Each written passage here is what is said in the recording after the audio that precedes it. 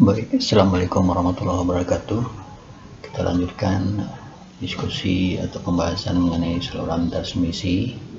Pada kesempatan ini kita akan membahas saluran tidak sesuai yang kondisinya terbuka atau dinamakan sebagai saluran terbuka. Jika kita perhatikan rangkaian saluran transmisi tersebut, sistemnya dalam rangkaian listrik seperti ini. Jadi salurannya dengan panjang D, dia mempunyai impedansi Z0, kemudian bebannya terbuka di sini, yaitu ini ZL tak berhingga. Nah, berarti nanti di sini ada tegangan namanya POC atau P open circuit dalam fungsi D, dan ada arus open circuit dalam fungsi D. Kemudian di sisi generator yang ada V dan ZG-nya, di terminal sini juga akan ada nilai impedansi terbuka ZOC, Z open circuit. Jadi di terminal sini dengan panjang D, maka di sini ada impedansi terbuka atau impedansi open circuit. Ini untuk memudahkan kita memahaminya, makanya ditampilkan dalam bentuk rangkaian listrik untuk suatu rangkaian saluran yang terbuka. Untuk memahaminya nanti dibantu analisa tersebut dengan persamaan-persamaan yang terkait, ya. Jadi tadi ada tegangan open circuit, ada arus open circuit.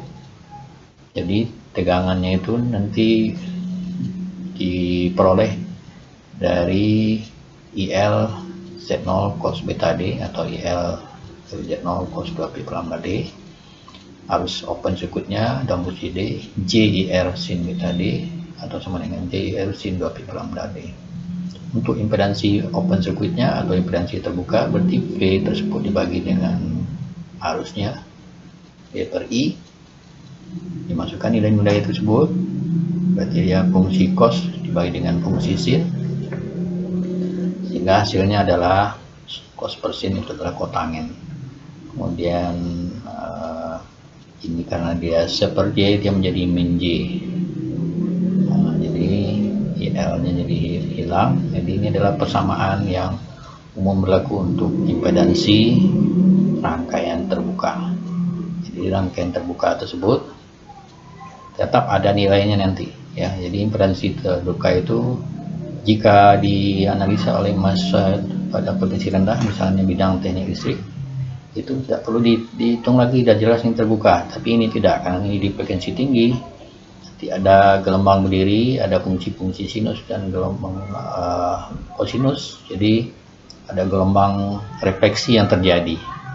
Jadi terbukti bahwa impedansi saluran terbuka itu min J Z0 kotangen 2 pi per lambda D. Berarti kalau dia min J, rangkaian tersebut dia bersifat kapasitif, karena ini adalah nilai reaktansi kapasitif. Jadi rangkaian terbuka itu identik dengan rangkaian yang bersifat kapasitif karena dia nilainya min J. Pada materi sebelumnya itu pada rangkaian terhubung singkat nilainya plus J, berarti bersifat induktif. Kita perhatikan distribusi tegangan dan arus pada rangkaian yang terbuka. Jadi ini mirip dengan distribusi arus pada rangkaian terhubung singkat. Jadi ini rangkaian terbuka tersebut, di bawah, ini pada ujung terbuka itu pada D sama dengan 0, kemudian pada D sama dengan lambda per 4, D lambda per 2, D3. Jadi setiap lambda per 4 ditampilkan bagaimana perubahan tegangan dan arusnya. Ini kurvanya. Jadi yang arus adalah yang garis kontinu dan tegangan garis putus-putus. Jadi pada ujung beban yang terbuka tersebut tegangannya maksimum tapi arusnya 0. Jadi ini memang logika yang lumrah, ya, di rangkaian listrik.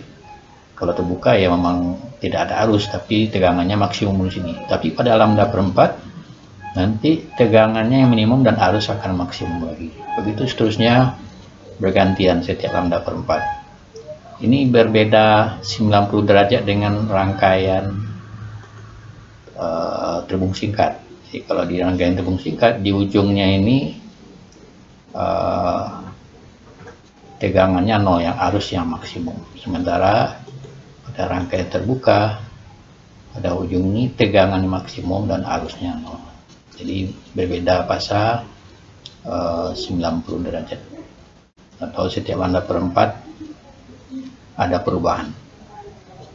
Sekarang kita coba menerapkannya untuk saluran terbuka ini dalam suatu soal atau contoh soal.